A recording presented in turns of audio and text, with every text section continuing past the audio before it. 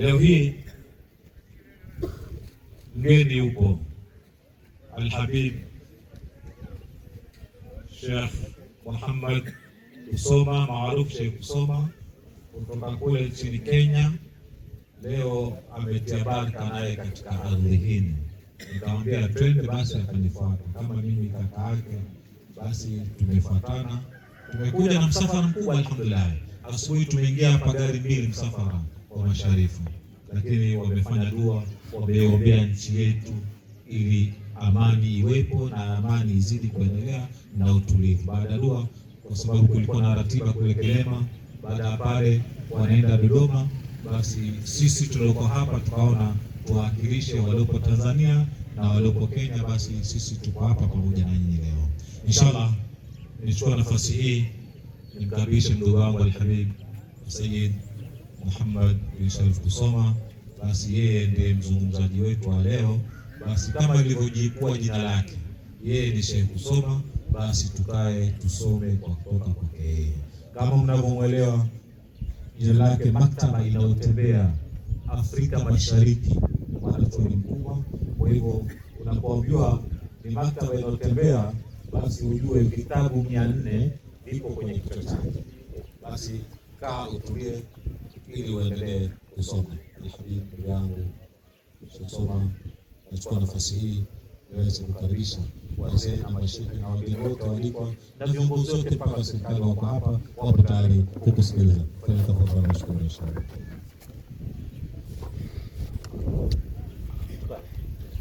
Bismillahir Rahmanir Rahim. Lakal hamdu rabbana antal awwal falaysa qablaka shay'un. ولك الحمد ربنا أنت الآخر فليس بعدك شيء.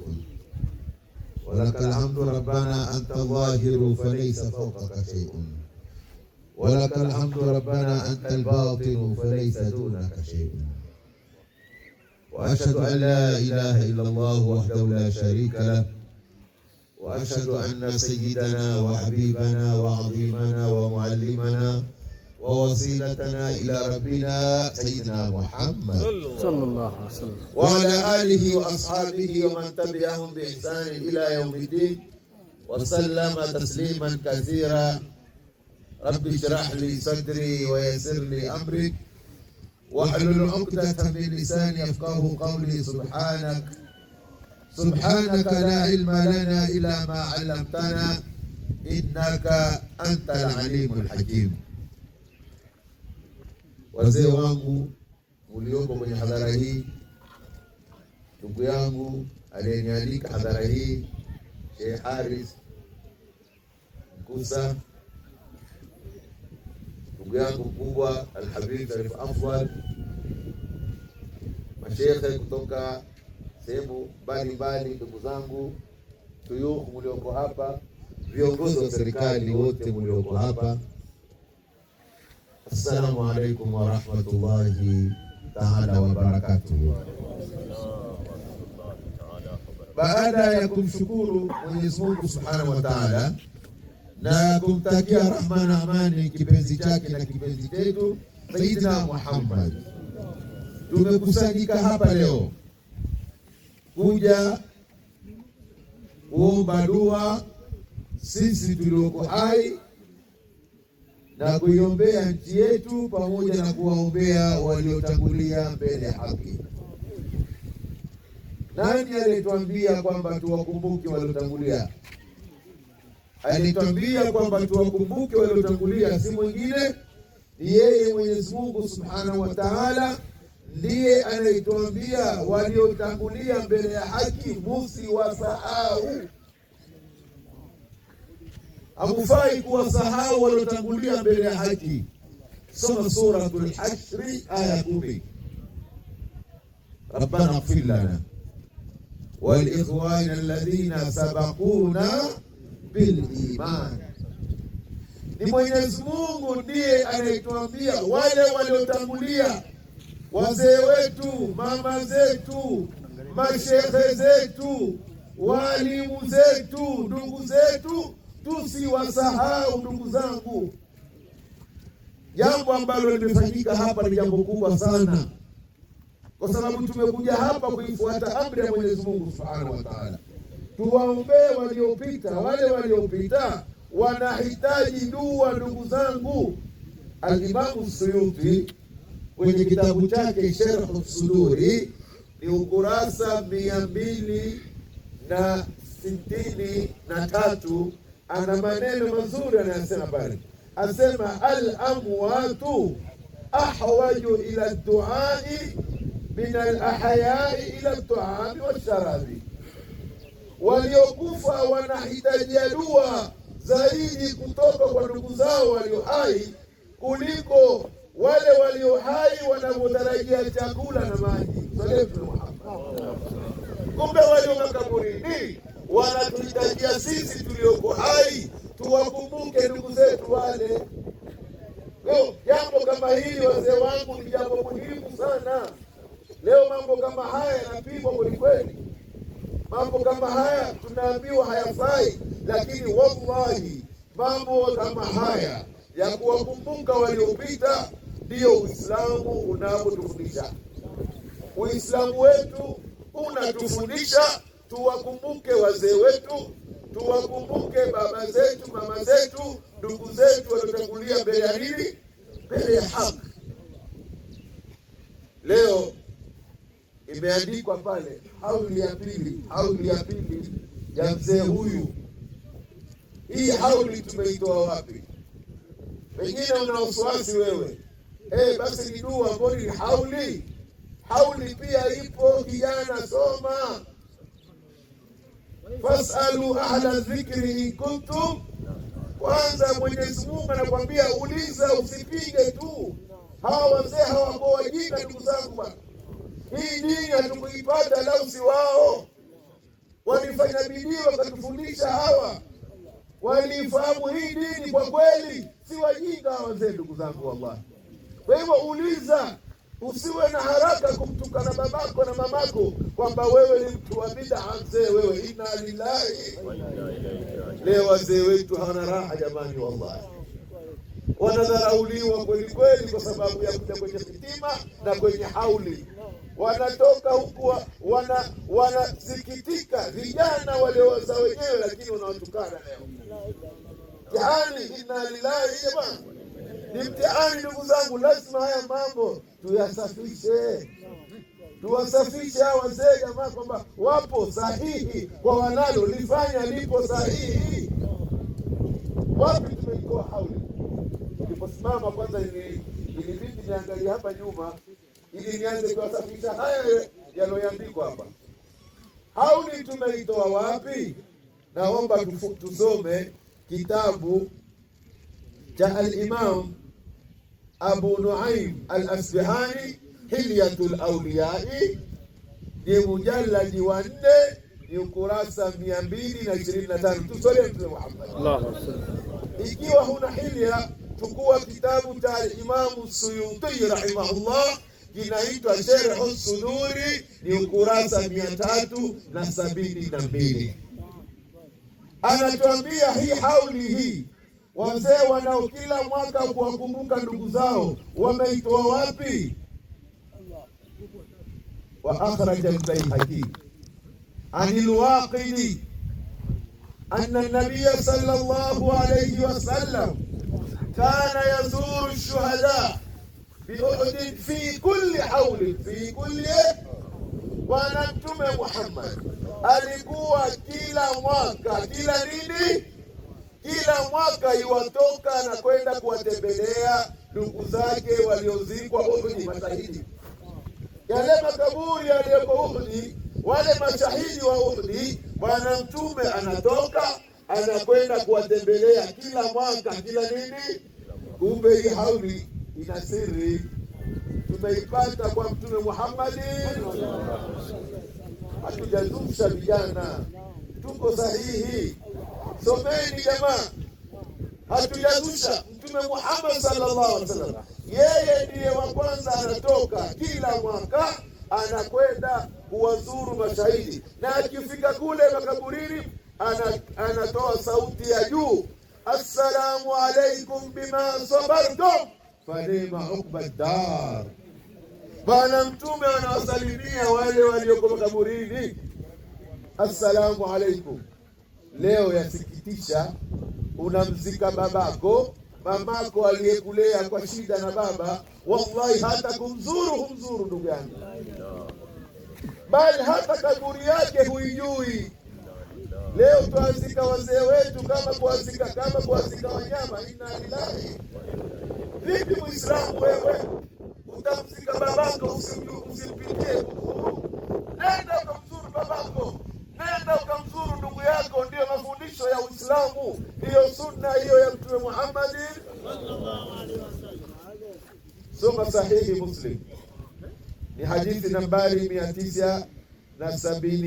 Asaliwe Mtume Muhammad, Allahu sallallahu, ni mujalladi wa 7 ukurasa ni 127. Asaliwe Mtume Muhammad, Allahu sallallahu. Bwana Mtume anasema zurul qubura, fa innaha tudhakirukumul akhirah. Tembeleeni makaburi, endeni makaburini mukayazuru makaburi. Faida ya kuzuru makaburi, yanawakumbusheni nyie mlio hai nini? Akhera, kwamba na wewe kesho utakwenda pale sehemu. Tena Bwana Mtume Muhammad sallallahu alaihi wasallam, kwa kuwa jambo hili lina uzito, Bwana Mtume alikuwa akitoka usiku akaenda kuwazuru makaburi. Leo ukitoka usiku na makaburini, wewe ole wako usionekane, utakuwa ni mchawi mkubwa sana. Lakini kumbe Bwana Mtume Muhammad anatoka usiku anakwenda makaburini kuwatembelea na kuambia assalamu alaikum ya ahla dar qaumi almu'minin wa inna insha Allah bikum lahiqun nas'alu Allah lana wa lakumul afiyah.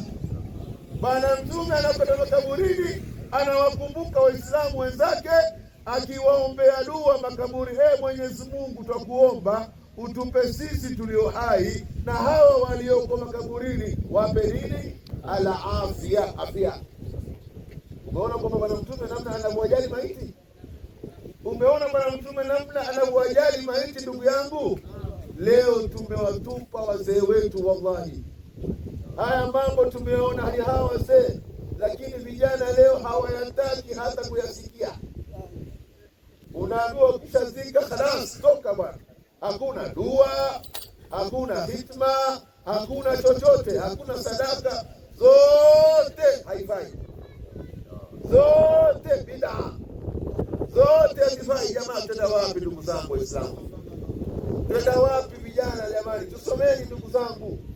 Wajua kuna vitu viwili lazima mjue, kuna dini na kuna dili. Sawa eleweni. Kuna dini na nini? Dini ni ya wazee. Hii ndio dini. Hawa wazee waliokuja hapa leo wamekuja kuwakumbuka wazee wenzao na kuwaombea dua na kumtaja Mwenyezi Mungu na kumsalia Mtume. Hii ndio dini. Hii ndio nini? Dini ni zile zingine. Kupika haya hayafai, bid'a, shirki. Kumbe kuna dini ya mjui nyinyi. Lini Qur'ani itakuwa haifai ndugu zangu? Lini zikiri itakuwa haifai? Kwa hivyo lazima tufungueni macho. Bwana Mtume Muhammad sallallahu alaihi wasallam alikuwa akiwakumbuka maiti kila mwaka. Hiyo hauli imeandikiwa. Kwa hiyo waliofanya jambo hili, Mwenyezi Mungu awape nguvu, awafungulie zaidi, wazidi kuwakumbuka wazazi wao. Na unapomkumbuka mzazi wako, na wewe utakumbukwa. Ukimkumbuka mzazi wako, wallahi, na mtoto wako atakuja akukumbuke kwamba nilimuona babangu akimsomea babake hauli, na yeye atakufanyia. Lakini ukiwacha mambo kama haya, na wewe utazikwa kama muhogo. Kwa hiyo Mtume Muhammad, tuwakumbukeni maiti zetu, tuwakumbukeni sana maiti zetu. Mtume Muhammad sallallahu alaihi wasallam mambo kama haya alitutimiza sana. Tena maiti tuwaheshimu, tuwakumbuke na tusiwaudhi. jambo lolote ambalo utamfanyia maiti la kumuudhi, maiti huudhika, maiti waudhika kule. Wakati mmoja Bwana Mtume Muhammad sallallahu alaihi wasallam alimuona sahaba yote Ibn Hazm ittaka ala qabr, ameegemea nini? Alimuona sahaba akaegemea kaburi. Bwana Mtume alikuwa mkali, akamwambia la tuudhi sahiba al-qabri, usimuudhi kwenye kaburi wewe, hapana muudhi ambaye yuko kwenye kaburi. Bwana Mtume na waheshimu sana wenye kaburi. Leo maiti kama hawa tunawasahau, hatuwatembelei, hatuwafanyii dua, hatuwatolei sadaka, zote zimekuja kwamba hazifai. Siku moja, hebu soma Riyadhus Salihina, kitabu kidogo kila mmoja anacho, ni ukurasa ni 380. Mtume Muhammad sallallahu alaihi wasallam, mlango babu sadaqati anil mayyiti, fungua mlango huo. Riyadhus Salihina ni kitabu ambacho kila mmoja, hata wale wenye kupinga ni kitabu wanacho na wakitegemea. Kwenye mlango huu hadithi ya mama Aisha asema, alikuja sahaba mmoja kwa Bwana Mtume Muhammad akamwambia, ya Rasulullah, ya Rasulullah, inna ummi iftulitat nafsuha, mamangu amekufa kifo cha ghafla, afalaha ajrun in tasaddaqtu anha, mamangu je nitakapomtolea sadaka, je vipi ya Rasulullah, mamangu atapata thawabu zitamfikia? Hili suala anaulizwa nani ndugu zangu? Bwana Mtume Muhammad. Suala anaulizwa Mtume Muhammad sallallahu alaihi wasallam. Bwana Mtume Muhammad ndiye anajibu, akamwambia, naam baba, haraka, toka haraka ukamfanyie mamako sadaka, kamtolee mamako sadaka. Leo ambiwa sadaka haifai. Inna lillahi, sadaka ni bid'a, kama haifiki. Mtume asema fanya, wewe asema usifanye. Dini ni yako wewe, ni mtume wa Mtume Muhammad ndugu yangu, vipi? Mbona tuelewe? Bwana Mtume asema fanyeni, wewe unasema la. Ndio pale nikasema kuna dini na nini na dini. Fungueni macho wazee wangu, na mimi naongea na vijana ndio wanielewe vizuri, kwa sababu nyinyi ndio walengwa, nyinyi ndio walengwa. Sahaba baada ya kumuuliza Mtume swala kama hili, Bwana Mtume Muhammad sallallahu alaihi wasallam akatufungulia mlango wazi na akatubainishia sadaka ni kitu gani. Manake wengine wafikiria sadaka ni kujenga tu msikiti ama kujenga madrasa ama kutoa hela ndio sadaka, lakini Bwana Mtume akaja akatuweka wazi. Fungua sahihi Muslim, sahihi Muslim, hadithi nambari 100 na 1005, nambari 1000 na ngapi? Na 5. Bwana Mtume Muhammad sallallahu alaihi wasallam anatuweka wazi akisema, kullu ma'rufin sadaqa, kullu ma'rufin, kila kitendo kizuri ni sadaka baba. Kwa hiyo ikiwa sadaka yamfikia maiti, na kitu chochote kizuri ukikifanya kitamfikia nani? Kwa sababu ni nini? Ni sadaka. Tueleweni vijana, tusikaririshwe, tusomeni, tuwateni wazee wapumzike, wako sawa hawa. Mtume Muhammad sallallahu alaihi wasallam akawa akazidi kutufafanulia zaidi katika hadithi nambari 1006 sahihi Muslim yoyo, akasema fa inna kulla tahlilatin sadaka, kila tahlili ni nini? Fa'lamu annahu la ilaha illallah, la ilaha illallah, la ilaha illallah, la ilaha illallah, la ilaha. Kumbe hii ni sadaka mlioifanya wazee wangu hapa. haya maneno ni sadaka, yule maiti tulomkusudia zamfikia. Fa inna kulla tahlilati sadaka wa kulla tahmidati sadaka wa kulla takbirati sadaka. Mashaallah, kumbe zote ni nini? Ni sadaka. Ndio maana tukaweka majalisi ya dhikri. Wazee wamekuja kutoka jana hapa, wanapiga midadi kweli kweli. Mungu awabarikie, awape afya wazee wangu. Dhikri kama hii aliyetuambia tulete dhikri ni Mwenyezi Mungu, na hakuna ibada Mwenyezi Mungu aliyosema tuifanye sana kama nini? Kama dhikri. Ibada ziko nyingi, lakini hakuna ibada Mwenyezi Mungu aliyosema ndani ya Qur'ani tuifanye sana kuliko dhikri. Kuna ibada ya swala, kuna ibada ya zaka, kuna ibada ya hija. Huwezi pata aya kwenye Qur'ani inasema ya ayyuhalladhina amanu sallu kathira. Hakuna. Ya ayyuhalladhina amanu hujju kathiran. Hamna. Ya ayyuhalladhina amanu sumu kathiran. Hamna. Lakini ya ayyuhalladhina amanu udhkurullaha dhikran kathira. Faliyatume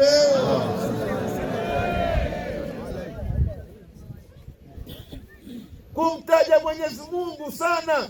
Kuna aya 7 ndani ya Qur'ani. Mwenyezi Mungu anatuambia tumtaje Mwenyezi Mungu sana. Aya 7 tumetaja moja, sio? Twende ya pili, Suratul Ahzab.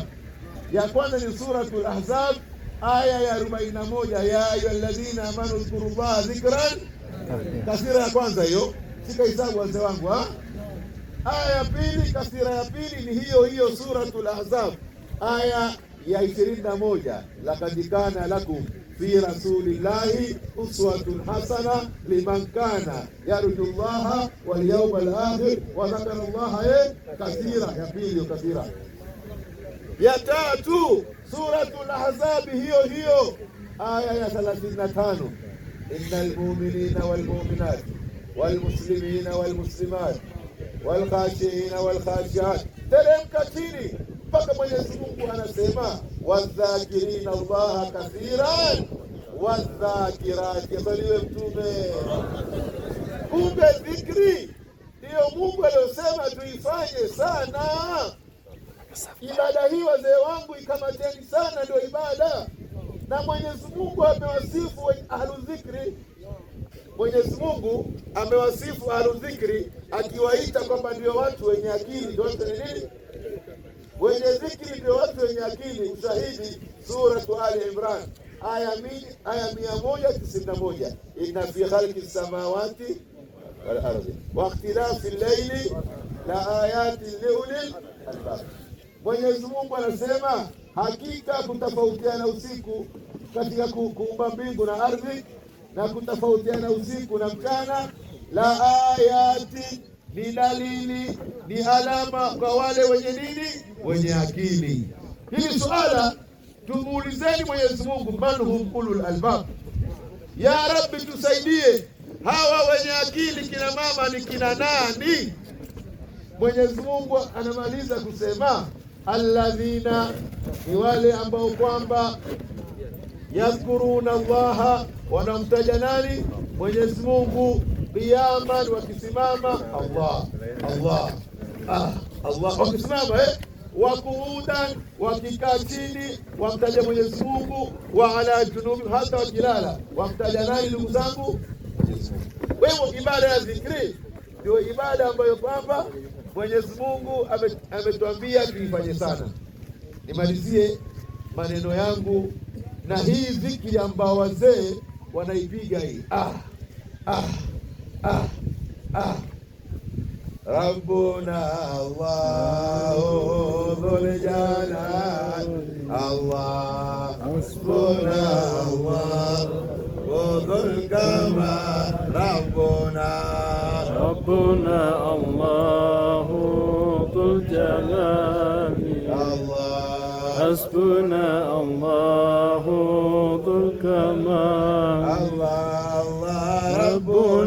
الله ذو الجلال حسبنا الله ذو الكمال ربنا الله ذو الجلال حسبنا الله ذو الكمال. اللهم صل وسلم على hii dhikri hii ambao wazee wetu wameikuta na sisi tumeipata, wanamtaja Mwenyezi Mungu na huku wakitoa sauti zao. Hii dhikri tumeipata wapi? Kwa sababu vijana leo hawana adabu wanakuambia mambo wanakohoa. Inna lillahi wa inna ilaihi raji'un. Ama urongo na usema wazee wangu bwana.